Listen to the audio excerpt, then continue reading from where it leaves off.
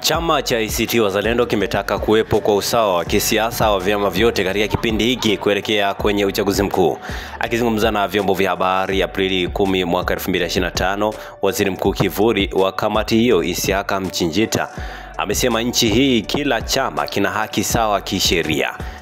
Tumehudhuria na kushuhudia CCM wakifanya ziara zao bila bugdha. Huu ni mwaka wa uchaguzi, vyama vyote viachwe vifanye kazi kwa usawa.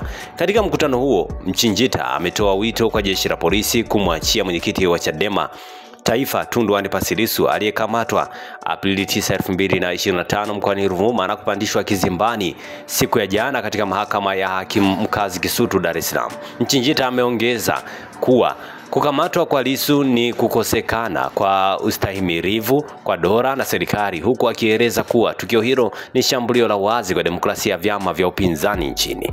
Hicho ndicho ambacho alikuwa amekizungumza Mchinjita kuhusiana na kile ambacho kimeonekana kuendelea mara baada ya kuonekana taarifa za Tundu Antipas Lissu kupandishwa kizimbani, hususan kwenye hili ambalo linaendelea kumkabili mara baada ya mahakama kumsomea shtaka moja tu la uhaini. Asante kwa kuifuatilia Baharia TV.